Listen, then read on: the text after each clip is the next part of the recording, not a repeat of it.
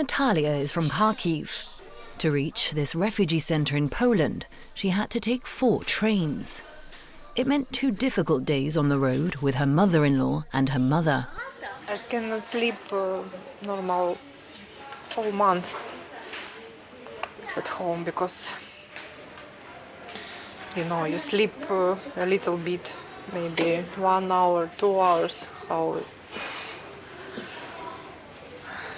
when it's quiet, but after that you cannot sleep again because of bomb, and it's very dangerous. And now this night we sleep maybe almost maybe 6 or 7 hours. It's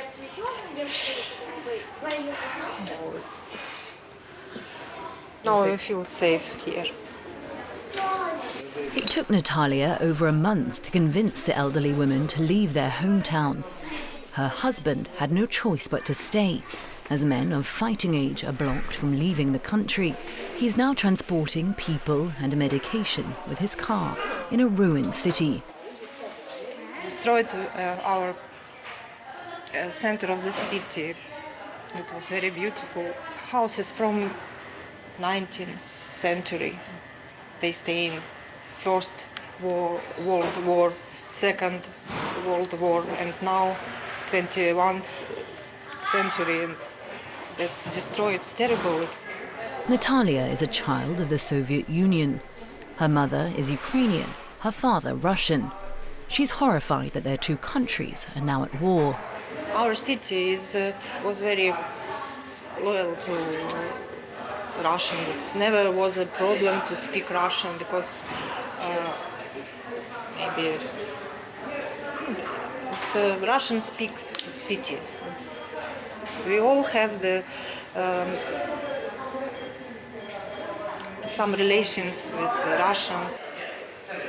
As soon as her mother's visa is approved, they will head to England together, where they have friends waiting for them.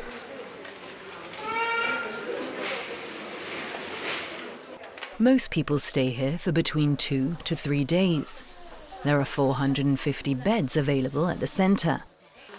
Toiletries have been donated for the refugees to use. There's clothes they can help themselves to, and a laundry. All the refugees and volunteers are given a bracelet when they're registered. It's for their safety, because on this place can only be people like Ukrainians, refugees, workers and volunteers. We don't want to everyone come here because it can be dangerous for them. There's a medical team on site to treat the refugees. Dr. Zarioha is volunteering at the centre. When the war started, he felt compelled to help. He knows Ukraine well. He studied medicine there for 6 years. Most common illnesses we have is hypertension and problems with anxiety, like them being so anxious because of the stress and trauma they've had during the past few weeks.